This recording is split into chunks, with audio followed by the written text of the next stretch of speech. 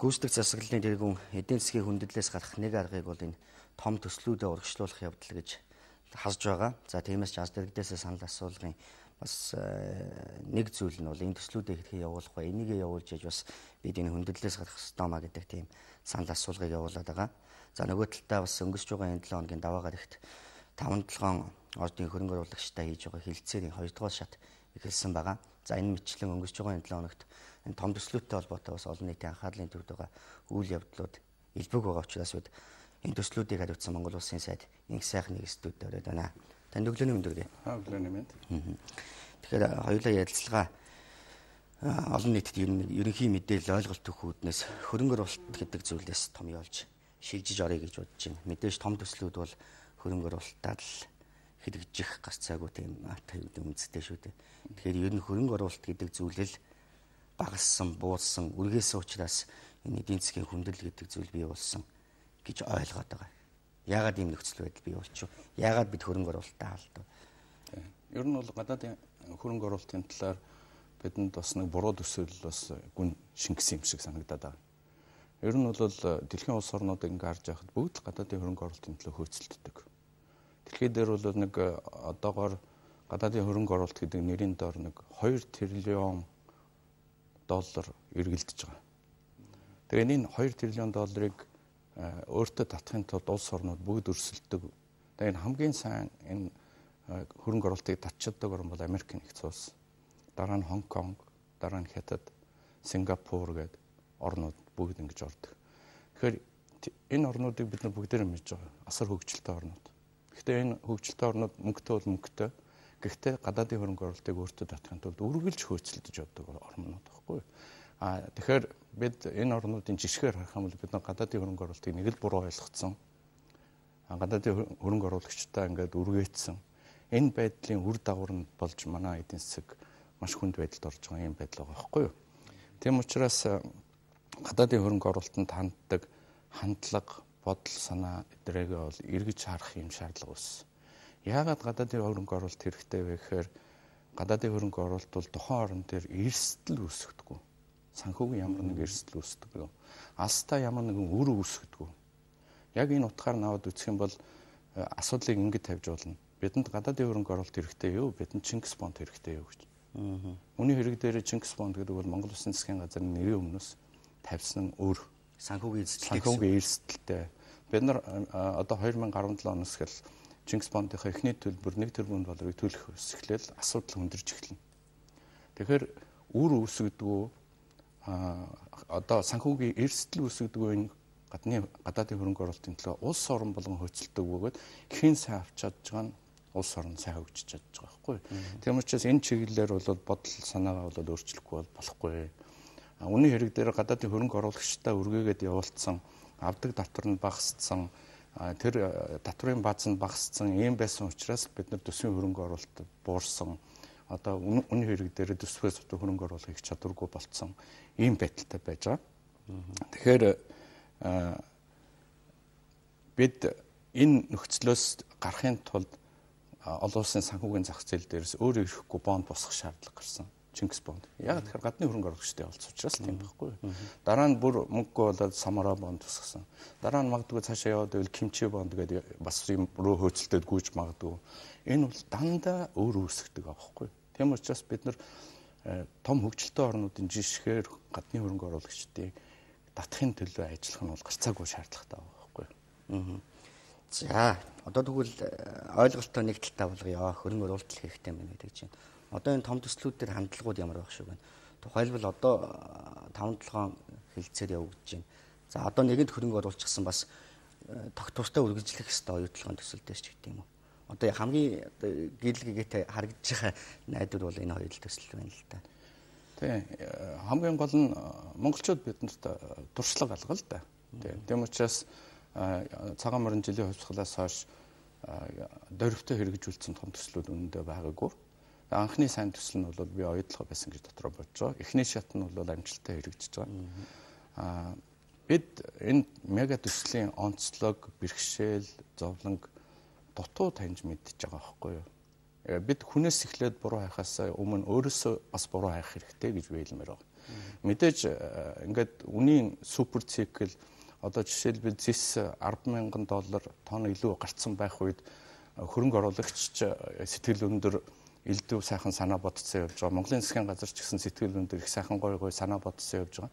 Тэгжээтэл зах зээлийн үн унаад өнөөдөр зэсийн үн 5,000-аас доош буугаад ирэхээр хөрөнгө оруулагч Монголын засгийн газар ч гэсэн нөгөө хүлээж исэн хүлээлтэн зөрчдөг. Тэгээд сэтгэл дундуур болдог. Сэтгэл дундуур байдлаа бие биедээ гомдол тавьдаг.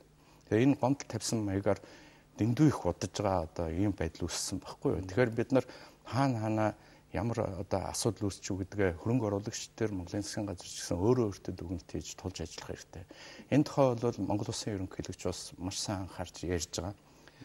Сайхан би ерөнхийлөгчтэй уулзахад бол ерөнхийлөгч бас Давосын уулзалтанд оролцохдоо мега төсөл одоо супер цикл, үнийн өндөр цикл дээр бүгдээрээ сайхан баяр баясгалантай шийд гаргачаад үнэ унаад ирэхээр бие биедээ гомдол гаргадаг.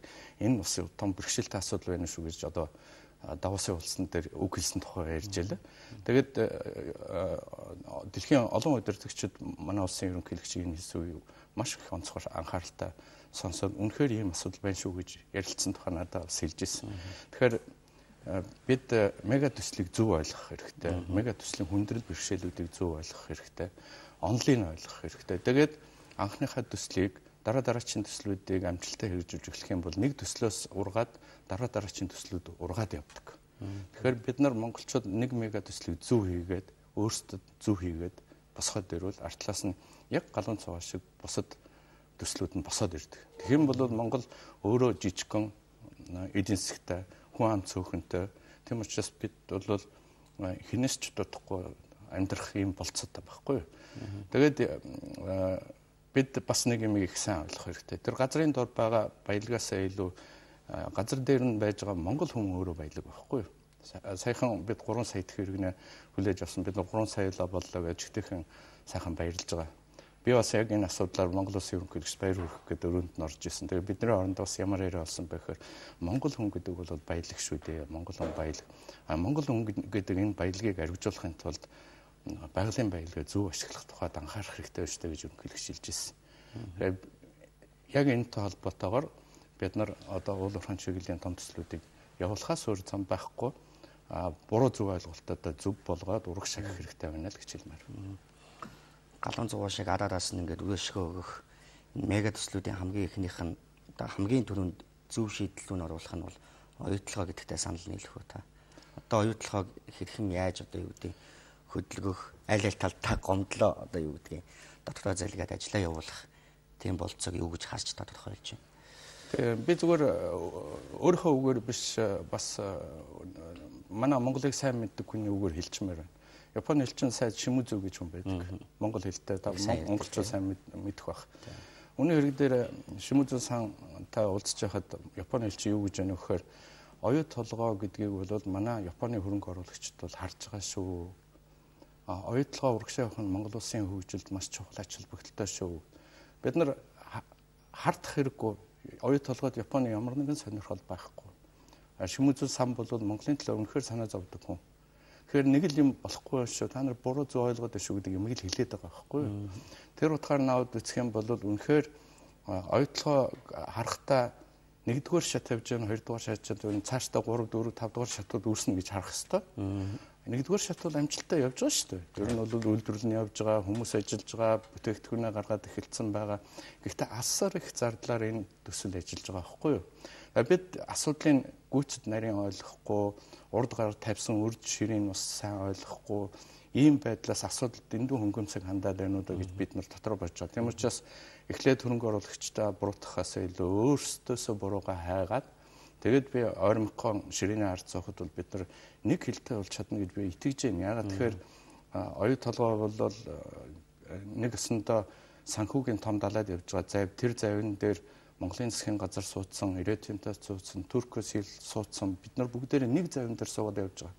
Бид бүгдээрээ нийлээд тэр дэлхийн том зах зээл дээр нэг завин дээр байгаа гэдгийг мэдрэх цаг бол аль эртсэн гэж би бол дотроо бодож байна. Тийм учраас ойрмхон үр дүнд хүрэх шаардлагатай гэж хэлмээр. За дараагийн том төсөл бол мэдээж 5 толгой. Энэ 7 хоногт аваа гарагт хилцээд 2 дахь шат руугаа шилжлээ гэдэг хэвлэл мэдээлэл бас задлж илээ л дээ. Та ер нь хилцээний явцын талаар мэдээлэл өгөөч. Ерөнхийдөө одоо том 3 үе шаттай явчих юм уу да гэж харагдаж байгаа байхгүй. Тэгээ нэгдүгээр үе шат нь бол болоод өнгөрцөн тэрний үхээр ордоо тойрсон том асуудлыг нэгдмэл ойлголттой болох асуудал хийгдээ явцсан.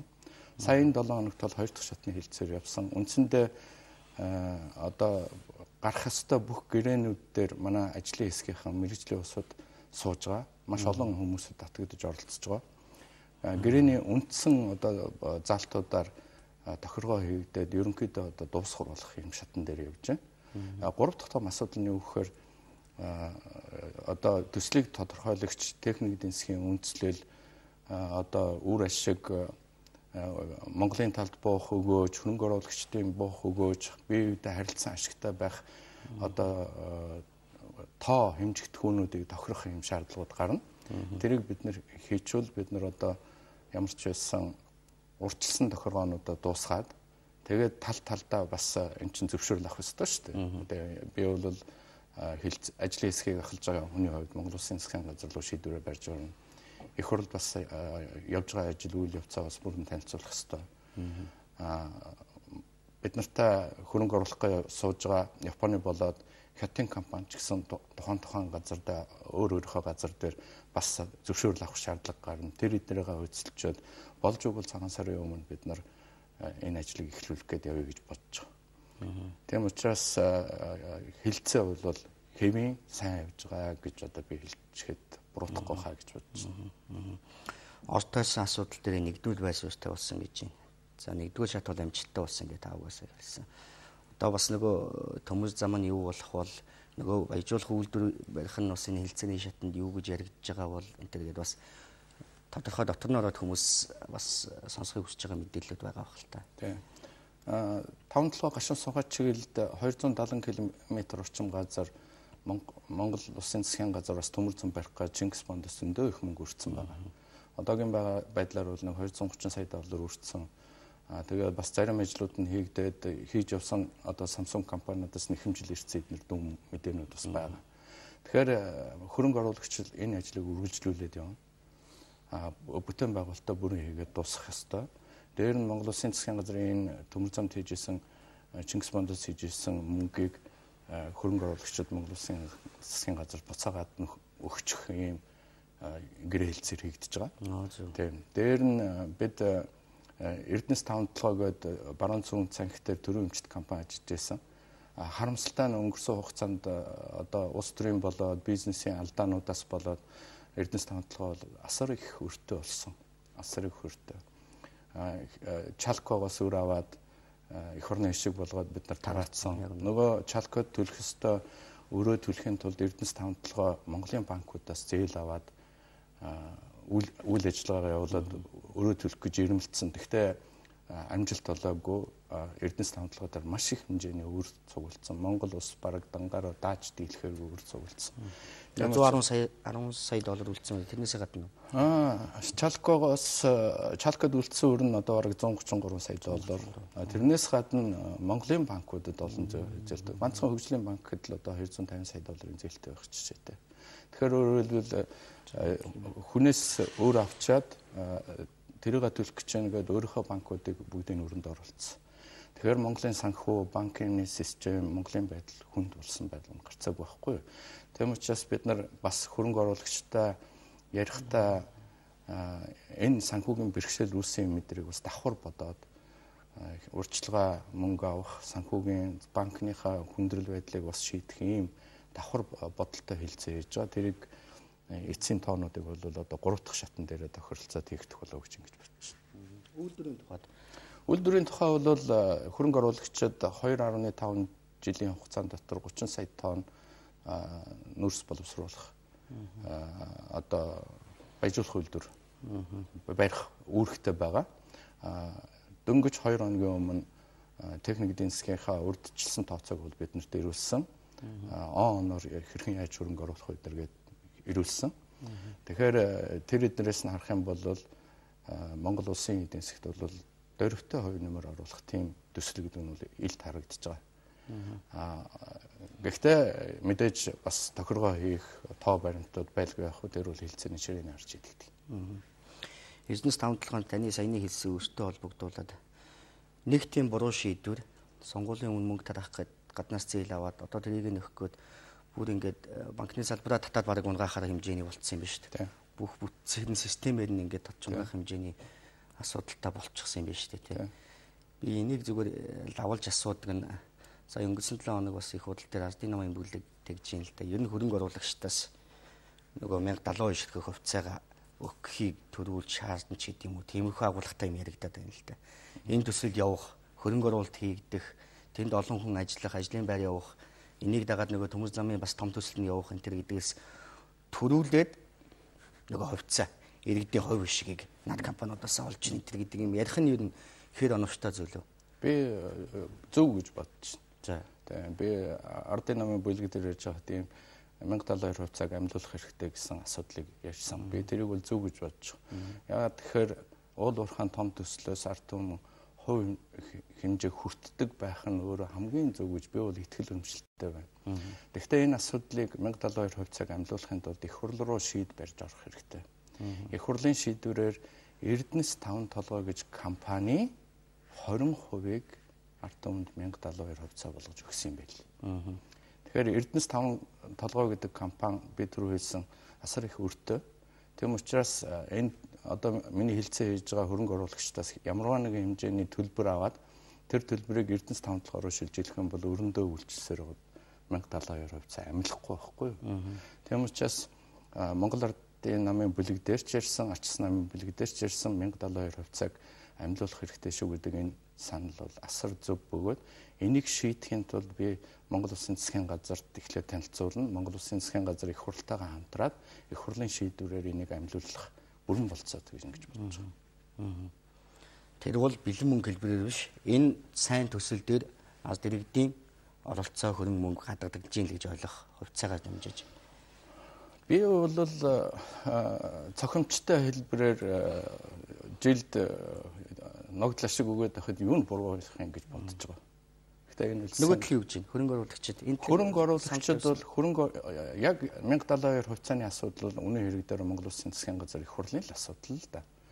Бид нар хамгийн гол нь хөрөнгө оруулагчдаас Монгол Улсын төрийн өмч таван толгойг 100% бид нар төрийн өмчийг та нар түрээслэн хэрэгжилж байгаа учраас түрээсийн төлбөр төлөх гэж байгаа байхгүй юу? Тэр түрээсийн төлбөр нь бидэнд 1072 хувьцааг амьлуулах тэр санхүүгийн болцоо өгч байгаа. Хэрхэн яаж чадах уу гэдэг бол засгийн газар их хурлын шийдэх асуудал. Зүгээр таны бас хэвлэлээр өгсөн ярьцлагыг харж байхад энэ төсөл хэрэгжих магадлал 3.1 нөгөө талдаа 3.2. Гэхдээ хин нэг ингээд чулуу шийдээд хагалчих үе тийм эрсдлүүд үүсч магадгүй өнтер гэсэн боломжлууд л л дээ. Та тэр эрсдлийг ер нь яг юу гэж харж байна? Би зүгээр саяны мэдээллийг эрсдлийн болов гэсэн энэ бол эцсийн дүндээ үр ашигтай л зүйл юм байна л да. Нөгөө талдаа та эрсдлийг ер нь юу гэж хараад тэгээ томьёолч юу хэлчих. Гэхдээ яг ер нь том төсөл их олон оролцогчтой олон одоо бас үл мэдэх шалтгаануудтай бидний мартчгүй урьдчилж харж чадахгүй өчнөө олон бас бэрхшээлүүд байхыг үгүйсэхгүй. Дээр нь том мега төслүүд бол улс төрчлөлт ихтэй хардалт ихтэй. Тэгэхээр хүн болгон янз янзаар ярина, тийм ээ. Тэгэхээр мега төсөл амжилтанд хүрэхин тулд хамгийн түрүүнд шийдвэр гаргагчдын төвшөнд нэгдмэл ойлголттой байх хэрэгтэй. Олон түмэн бас харьцангуй нэгдмэл ойлголттой байх хэрэгтэй. Би бүгдийн жигдэхэн ижлэхэн болчихно гэж хэлж чадахгүй. Ихтэй нэгдмэл ойлголттой байх хэрэгтэй. Тэгвэл амжилтанд хүрнэ. Тэгэхдээ энэ нэгдмэл ойлголтыг хангана гэдэг бол бас тийм амаргүй асуудал. Тийм. Бид нар өнгөрсөн 5-6 жил ингээд явж байхдаа бид нар чинь популизм асар их хийлээ шүү дээ. Гэтэ популизм гэдэг бол нэг хоёрынд хамаатагдаж асуудал биш. Бид нар бүгдээрээ л популистууд. Бид нар бүгдээрээ популизм хийсэн. Хүн болгон популизм артаа орхих хэрэгтэй. Монголынхаа ирээдүйн төлөө орхих хэрэгтэй. Асуудлыг эрүүлэр сэтгэдэг байх хэрэгтэй. Тэгжээж амжилтанд хүрэх юм. Тэгэхээр тэр 5-6 жил популизмаар одоо яриад өөр хоорондоо улс төр хийгээд явцсан улсуудын асуудлыг ганц сарын дотор бас хомиход бол үнэхээр л хэцүү. Тийм учраас эрсдэл бол юундаа байна вөхөр эрсдэл бол нэгдмэл ойлголтод хүрэх чадахгүй юу гэдэгт хамгийн том эрсдэл байна гэж байлмаар. Нэгдмэл ойлголтоос гадна над бас нэг харагдаад байгаа эрсдэл бол эрэгчийн сонгуулийн жил. За энэ төслийг яаж хийж яагаад үндэс суурийн сайн тавиад ер нь эхлүүлчихье гэж бодъё. Та бол цагаан сарын өмнө гэж шахаж байгаа юм байна шүү дээ, тэ. Хилцээрийг дуусгах гэж. Ер нь сонгуулийн дараа гарч ирсэн бас нэг нөхдүүд л энэ улс төрийнхөө энэ циклээс болоод сонгуулийн үр дүнгээс болоод л асуудал үүсгээд байдаг шүү дээ. Тийм. Сая тэр мега төслийн хөгжлийн форум гэдэг нэг арга хэмжээ зохион байгуулагдсан шүү дээ. Тэн дээр бас яг л манай бизнесмэнүүд хэлжлээ л дээ. Сонгуулийн цикл нь 4 жил. Ер нь том төслүүдийг үнэхээр амжилттай хэрэгжүүлэх үйл цикл нь бол 6 жил байдаг байхгүй юу? Тэгэхээр мэдээж улс төрчид ямар нэгэн ажлыг бүтээчихэд туу цайжлахыг сонирхно шүү дээ. Тэр бол байдаг л сонирхол. Гэтэл үүний хэрэгдээ тэрэндээ багтахгүй яаруулах, дааруулах, тэгээд алдаа хийх тийм байдал үүсдэг. Энэ бол хамгийн гол нь яаж давхыг гэвэл шийдвэр гаргагчид, улс төрчид, нам, парламент, засгийн газар нэгдмэл ойлголтоор л энийг давхгүй бол амьдралын угаасаа байгаа циклийг бид нар өнөөдөр өөрийнхөө хууль тогтоомжийг засахад хэцүү шүү дээ. Ойлгох л хэрэгтэй л гэж хэлмээр. Нэгдмэл ойлголтыг та жоохон задлаач. Ер нь нэгдэлтэй байх хэрэгтэй гэдэг дээр одоо энэ хүндэл үүсгээр, хямдл үүсгээр бүгд хүн ойлгодог л болоод л ах шиг байна л да. Бид нэгдэлтэй байх хэрэгтэй гэдэг. Би 5 толгой төсөл дээр яриа. Жишээлбэл 5 толгой төсөл дээр яг ийм хэмжээний төслийг хэрэгжүүлж байгаа байгууллага улс орн байгаа байхгүй юу? Жишээлбэл Оросын холбооны улс Элга гэдэг том кокс нүрсний ордыг ашиглалтанд өгөх гэж сууж байна. 321 км газар төмөр зам барьсан байна. Дээр нь нүүрс баяжуулах үйлдвэрэнд барих, бусад дид үтсээ барихад 2.2 тэрбум доллар хийгээ сууж байна. 2010 онд манай 5 толгой төрөнг оруулъя гэдээ явж исэн Mitsui Valley гэж компани Монголоос гарчаад Мозамбикт очиод яг манай 5 толгоос дутахгүй тийм коксч хөл нүүрсний төслийг 12 тэрбум доллараар хөрөнгө оруулалт хийгээд явж байна. Тэнд 900 км төмөр замын 70% нь барьцсан сууж байна.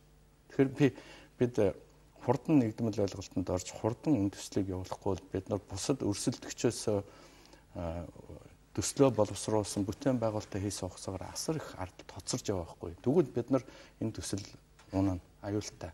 Энэ асар том эрсдэл. Яагаад би бас цагаан сарын өмнө гэж хэлээд байгаа юм гэхээр болж өгвөл бүх шийдвүүдийг гаргаад хавар ихэд барилгын ажил явах хэрэгтэй шүү дээ. Энэ барилгын ажил дээр Монголын олон хүмүүс ажиллах хэрэгтэй шүү дээ. Олон хүмүүс амьдралтай орлоготой болох хэрэгтэй шүү дээ. Тэрнээс гадна монголчин цаг агарын нөхцөл байдлаа харах юм бол нэг хавар алдах юм бол нэг бүтэн жил алдсантай адилхан шүү дээ барилгын ажил. Тэр эднэрийг бодсон ч гэсэн тэгээд бас ягаад түргэн хийх шаардлагатай вэ гэхээр 10 оноос явж байгаа ярьж байгаа асуудал шүү дээ.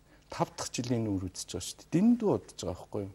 Би бол баг хитэрсэн тээлттэй хүүхэд гэж хэлэх гээд байгаа. Хурдан төрүүлэх хэрэгтэй байгаа байхгүй юу? Тийм учраас хийж болно гэж би бол дотроо итгэж байгаа.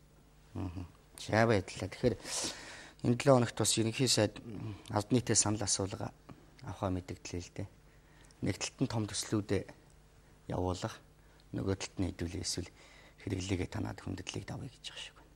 Хүмүүс одоо утсаараа тэгээд санал асуулга өгөх л байх л да. Зарим нэг хэвлэлүүд бол бид нэг дугаарыг сонгож байна гэдэг нэг том төслүүдэд явуулахыг сонгож байна гэдэг таймчтэн дээр сэтгүүлчдэн тэр юм бичиж эхэлж байна л да бас анзаарэгдэж. Ерөнхий сайдын тэр ярилцлагыг би Монголын ирээдүйн төлөө санаа зовж байгаа хүн болгон харсан бахаа гэж дотроо бодож. Тэгээд ерөнхий сайд их эрс шийдмэг тийм алхам хийчүүд бараг эрсдэлтэй алхам хийчүү гэж би санаа зовж байгаа байхгүй юу? Энэ талаар эрсдэлтэй гэдэг нь юу гэхээр ганцхан Монголын ард түмэн рүү хандсан биш болчих. Ерөнхий сайдын энэ санал хураалт явуулъя гэдэг энэ саналыг дэлхийн том бизнесмэнүүд хөрөнгө оруулагчдад анхааралтай харж байна.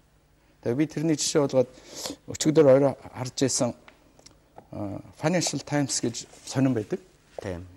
Энэ Financial Times сонин бол дэлхийн том бизнесмен хөрөнгө оруулагчдын өдөр тутмын уншдаг сонин. Энэ Financial Times-ыг өдөр бүр 3 сая хүн одоо цаасан хэлбэрээр авч уншдаг. Өдөр болгон 5 сая хүн интернетийн онлайн хэлбэрээр харж байгаа байхгүй юу? Тэгтэл яг өчигдрийн энэ одоо Financial Times дээр гарсан Монголын тухай нэг мэдээ гарцсан байна.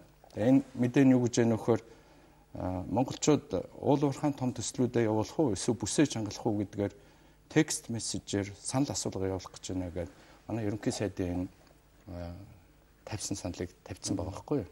Тэгээ энд мэдэн дотор юу хэлж байгаа нөхөр гол нь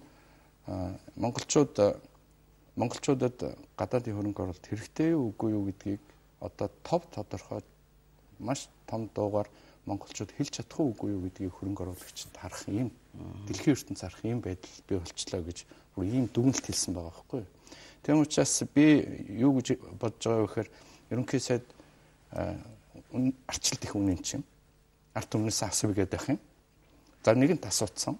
Би бол уул уурхайн том төслүүдийг явуулах нь зөв үү гэдэг дээр нэг гэдэг саналыг тэр хилээд байгаа 15 11 11 гэсэн дугаарлал нь явуулаач гэж хэлэх гээд байгаа.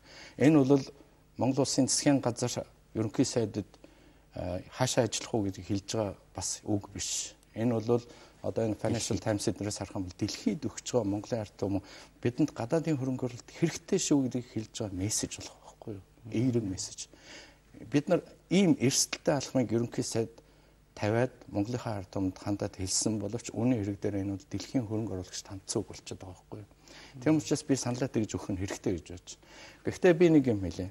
Бидэнд том мега төслүүдийг явуулах нь эдийн засгаа өргөжүүлээд тэлэх хэрэгтэй байхгүй юу? Бүсээ чангалыг гэдэг юм бол уул нь байж болохгүй юм биш, байж болно.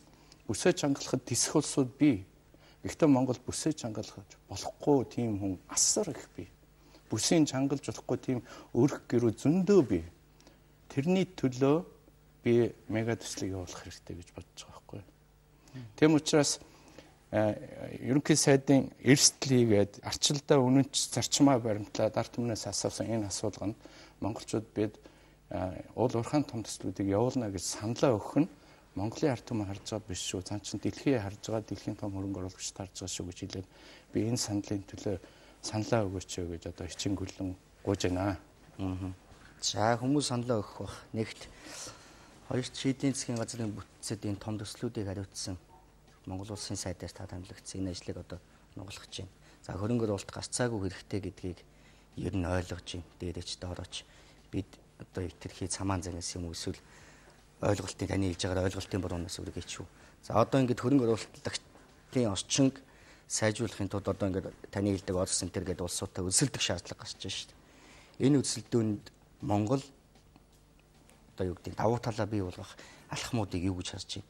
Ямар ч байсан 5-7-ыг урагшлуулчвал гайгүй харагдана гэж ойлгож байна уу? 2-2 дахь шатыг та байгаа хугацаанд эхлүүлчихье гэж зорилгоцдог байна уу? 5-7 төсөл, оюу толгой төсөл бол асар том төслүүд, мега төслүүд. Энэ төсөл өөрөө хөрөнгө оруулагч, дэлхийн ертөнц бизнесүүдэд бол асар эерэг мессеж болж очино. Хэрвээ бид шийдэж чадвал. Энэ шийдвэрийн араас дараагийн төслүүд нь явах болцоо нэг. Цахилгаан станцын төсөл, нүүр шингэрүүлэх төсөл, өөр бусад одоо том цахилгаан станцуудын төсөл. Үндсэндээ Монгол нүрсээр баян бид цахилгаан экспортлож болох тэр ирээдүй өөр өчнөө олон төслүүд хойноос ургаж босож ирэх болцоо өгнө. Энэ бол эдийн засгийг тэлж байгаа асар том чухал арга. Тэм учраас болно гэж би бодод байна. Болно хийх ёстой. Ер нь алдаж болохгүй агшин гэж хэлмээр. За баярлалаа. Таны ажил амжилтсан.